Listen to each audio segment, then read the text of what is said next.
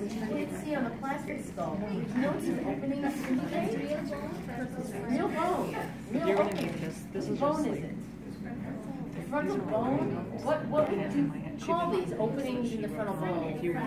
Frontal sinuses. So this is one of the bones, of the 5 bones, that have paranasal sinuses in them. And they're called paranasal because they are around the nasal cavity, and they all communicate with the nasal cavity.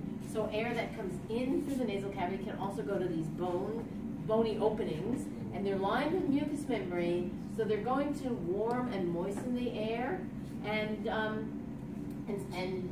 they have different functions as well. So they do warm and moisten the air, but these cavities in the bones also, what can you say about your skull? They lighten the skull, and one other thing, because if you have a cold, maybe you sound funny, especially if you have a sinus infection, they resonate the voice, and so the voice would sound different if they couldn't resonate through there. So those are the functions of these guys, and I have a pipe cleaner stuck through this and was able to thread it through. So can you see that little hint of yellow in there? See, I'm moving it a little, okay? So that shows you that the frontal sinus does communicate with the nasal cavity, and therefore the air will go in there too.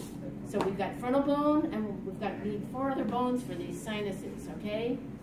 What else? Frontal, where else would you might get a sinus headache or something, sinus pain?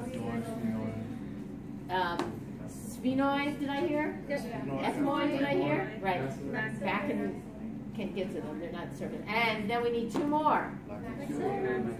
Both yes, 2 maxillary, right and left maxillary bones. So that maybe has the biggest of the sinuses. They're right in here. Okay, so you got them, right? Frontal, sphenoid, ethmoid, and maxillary. Those are the 5 bones. Okay, good. You got it. Okay. That's a real one? Yeah, it's a real one. Look at the teeth. Yeah, that's right? What I was looking at the teeth here. Yeah. This person needs a dental work. Yeah, well, they're probably poor people. Where did they get those skeletons? Like, different countries had businesses of providing bones, but they don't do it anymore. So it's very hard to get real bone. That's why almost everything we have is plastic. But look how nice the suture is, right? The suture between the zygomatic process and the zygomatic bone. You really can see that there. It looks so, it doesn't look that tough, huh? Yeah, yeah.